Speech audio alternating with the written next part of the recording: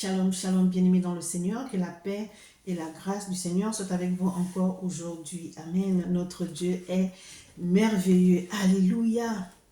Bien-aimés dans le Seigneur, lorsqu'on fait quelque chose de bien, on est récompensé. Amen. Lorsqu'on marche selon la parole de Dieu, on met en pratique sa parole, il nous bénit. Alléluia. Mais quand tu te détournes de sa voie et tu fais comme tu veux, tu t'attires toi-même des malédictions. Alléluia. Pourquoi? Parce que tu as été averti. Bien-aimé, ne t'attire pas les malédictions.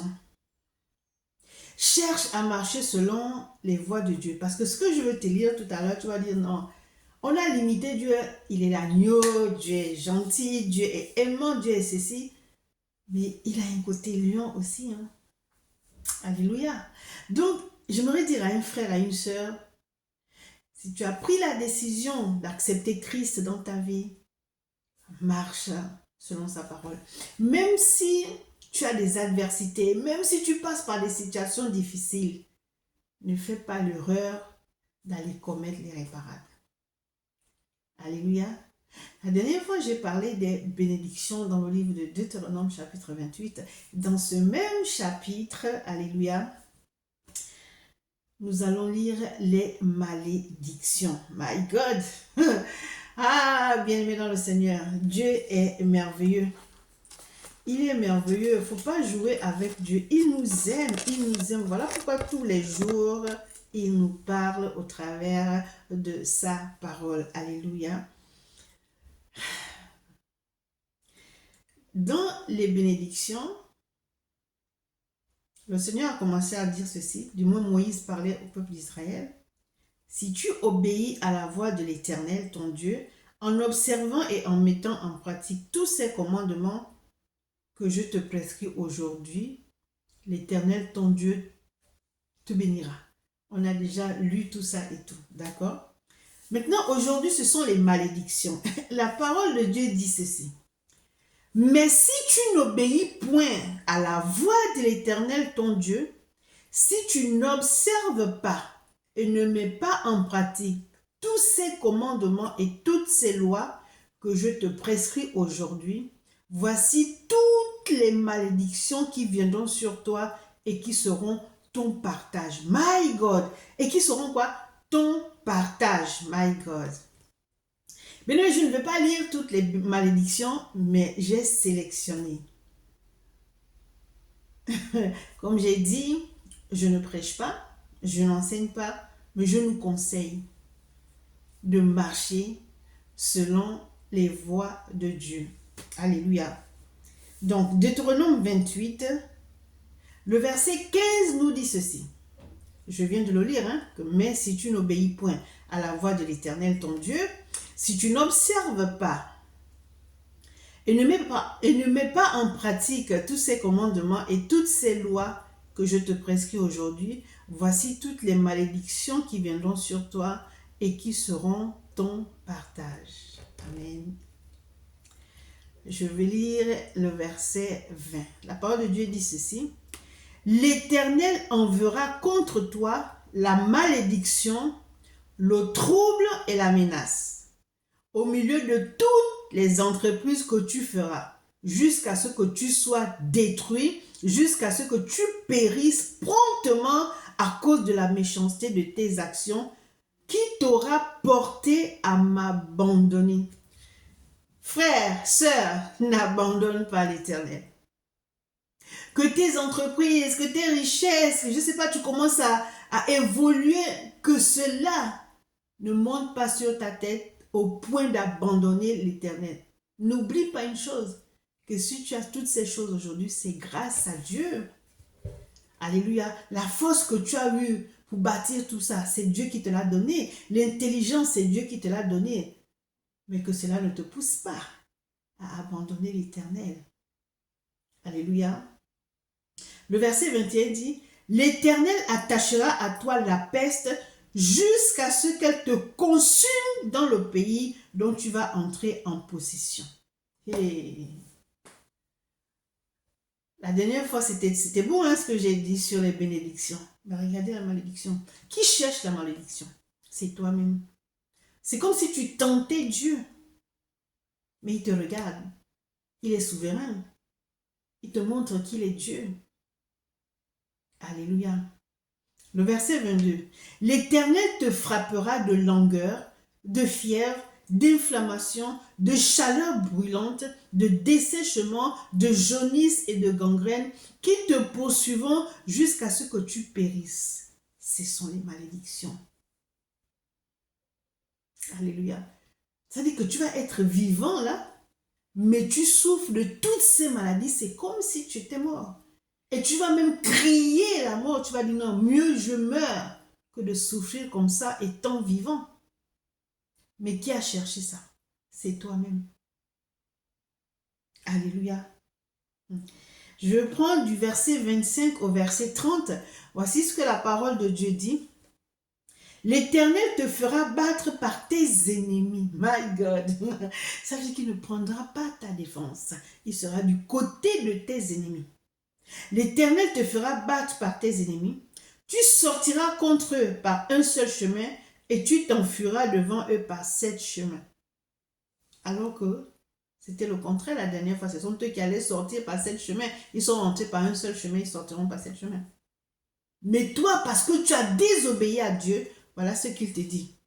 Tu sortiras contre eux par un seul chemin et tu t'enfuiras devant eux par 7 chemins. Et tu seras un objet d'effroi pour tous les royaumes de la terre. Enfant de Dieu que tu es, tu seras la risée de tout le monde à cause de ta désobéissance. My God.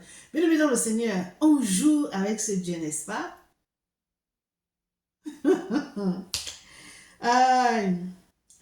Je continue. Ton cadavre sera la pâture de tous les oiseaux du ciel et des bêtes de la terre. Vous savez ce qui est arrivé à Jézabel? Elle s'est défenestrée quand elle est descendue. Qu'est-ce qu'il a accueilli? Ce sont les chiens qui ont mangé sa chair. On ne joue pas avec Dieu. Alléluia. Ton cadavre sera la pâture de tous les oiseaux du ciel et des bêtes de la terre. Il n'y aura personne pour les troubler. Personne ne viendra les chasser. Personne ne fera rien pour toi. Ils vont admirer ces bêtes-là te manger. My God. L'Éternel te frappera de l'ulcère d'Égypte, d'hémorroïdes, de gales et de teigne, dont tu ne pourras guérir. Mais ça ne te fait pas peur? Ça ne te fait pas peur de... Tu connais, tu as accepté le Seigneur dans ta vie et puis tu marches comme tu veux. On te lit cette parole, tu dis non, ça c'était l'Ancien Testament. Mais on va lire aussi le Nouveau Testament. Obéir à Dieu, il n'est pas question de Ancien ou Nouveau Testament. Aimer son prochain, il n'est pas question de Ancien ou Nouveau Testament. Le message de Dieu, c'est l'amour.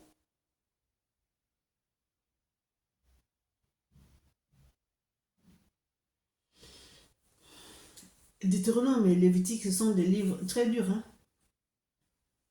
Mais si tu veux que Dieu ne te frappe pas, marche comme il te demande. Même s'il te dit, prends ce chemin-là, et quand tu regardes le chemin, tu dis, mais il y a une montagne, comment je fais pour accéder à la montagne? Obéis seulement. Obéis seulement. Toi, tu vois la montagne, lui, il a déjà aplani la montagne là. Donc, tu vas passer tranquillement. Mais tu vas regarder à gauche, à droite, tu vas raisonner, tu cherches le secours. Mais qui peut venir m'aider? Mais comment? Mais si Dieu t'a dit passe par là, c'est qu'il sait pourquoi il t'a dit de passer par là.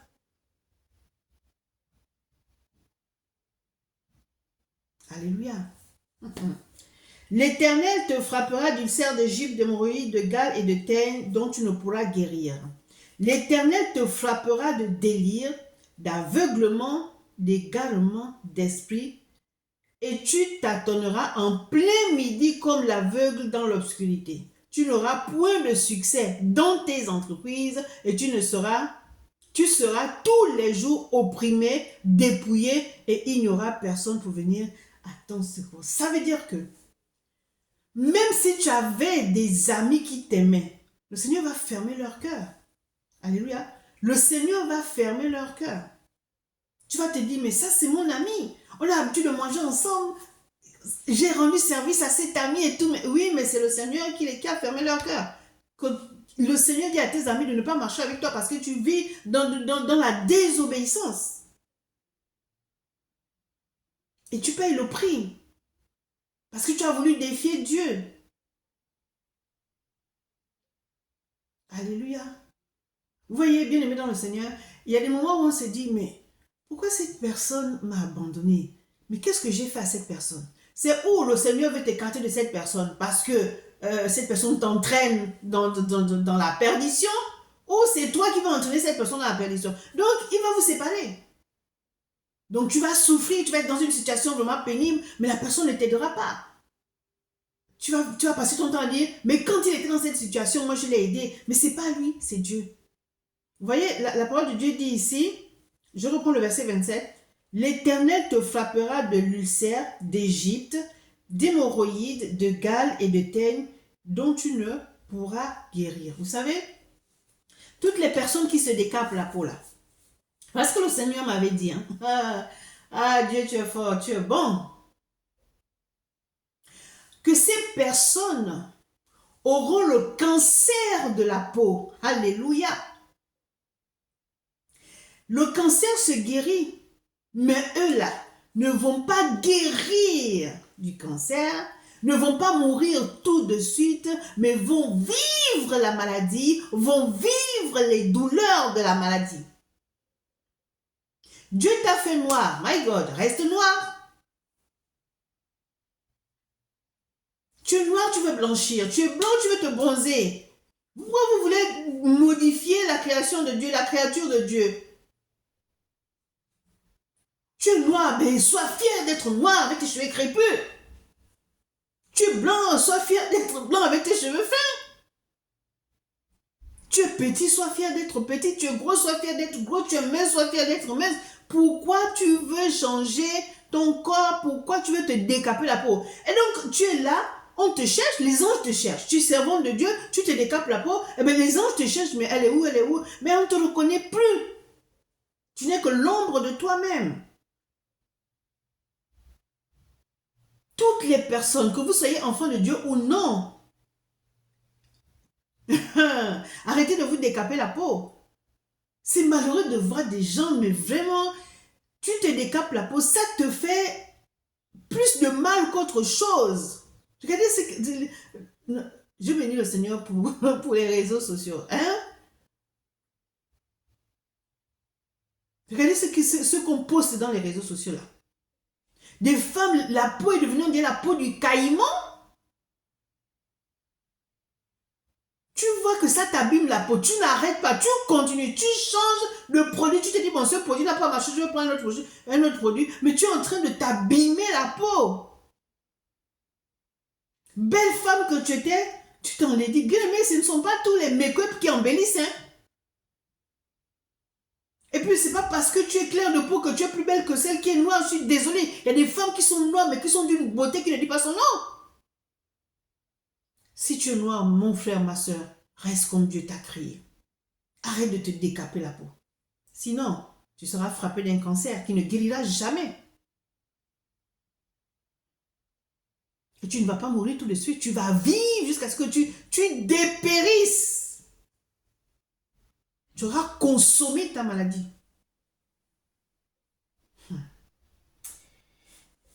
Ah, Seigneur, aide-nous, aide-nous, aide-nous, aide-nous.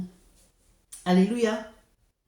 Donc, et tu tâtonneras en plein midi comme l'aveugle dans l'obscurité. Tu n'auras point de succès dans tes entreprises et tu seras tous les jours opprimé, dépouillé et il n'y aura personne pour venir à ton secours. Donc, tu as une entreprise et tout, tu n'as pas de succès. Tu t'es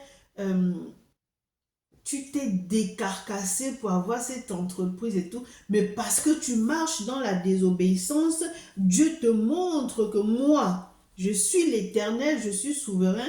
Ta société là qui te fait m'oublier, eh bien, ça n'aura pas du succès. Tu n'auras que tes yeux pour pleurer.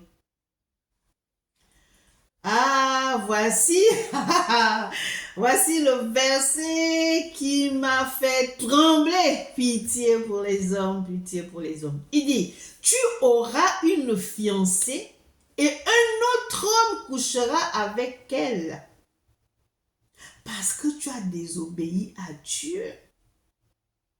Dieu enverra quelqu'un coucher avec ta fiancée. My God! Ta nudité sera vue par quelqu'un d'autre à cause de ta désobéissance. Tu bâtiras une maison et tu ne l'habiteras pas à cause de ta désobéissance. Tu planteras une vigne et tu n'en jouiras pas à cause de ta désobéissance. Alléluia. Dieu nous parle aujourd'hui. Je vais aller au verset 45. La parole de Dieu dit, je lis la parole de Dieu avec respect.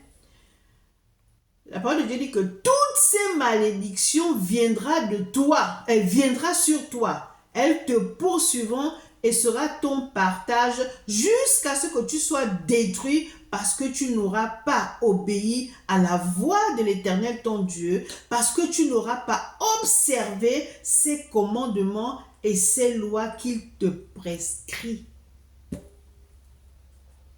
Hein? Toutes ces malédictions viendront sur toi.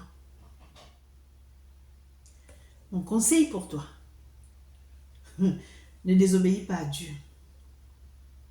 Ne désobéis pas à Dieu. Marche selon ses commandements. Mets en pratique sa parole. Et tu ne subiras pas ça. Le verset 46 dit ceci. Elles seront à jamais pour toi et pour tes descendants comme des singes et comme des signes et des prodiges. Donc ça, regardez. Elles seront à jamais pour toi et pour tes descendants comme des signes et des prodiges. Parce que tu auras désobéi à la parole de Dieu, au commandement de Dieu, aux préceptes de Dieu, aux lois de Dieu.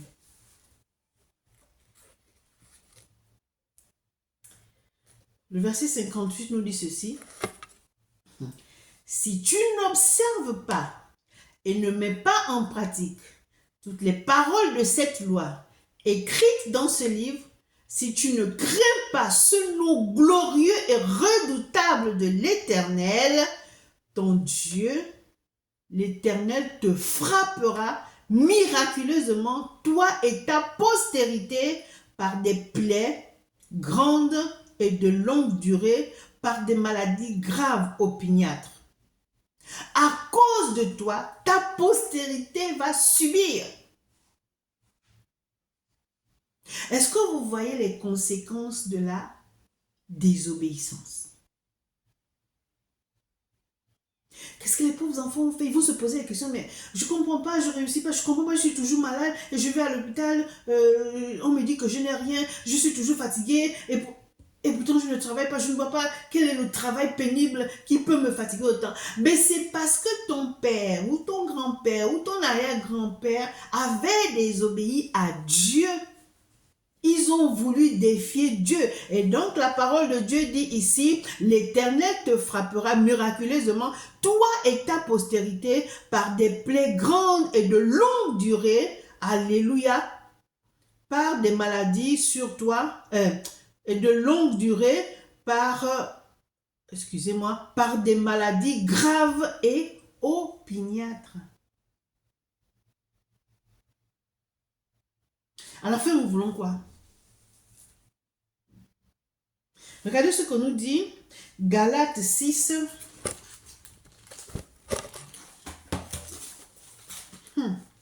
Ah Seigneur, faut nous aider, faut nous aider.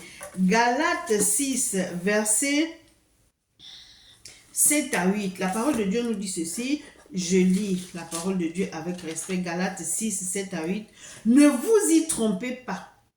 On ne se moque pas de Dieu. Ce qu'un homme aura semé, il le moissonnera aussi. Alléluia. Dieu est bon. Amen. Ce qu'un homme aura semé, il le moissonnera aussi. Celui qui sème pour sa chair moissonnera de la chair la corruption. Celui qui sème, alléluia, pour l'esprit moissonnera de l'esprit, alléluia,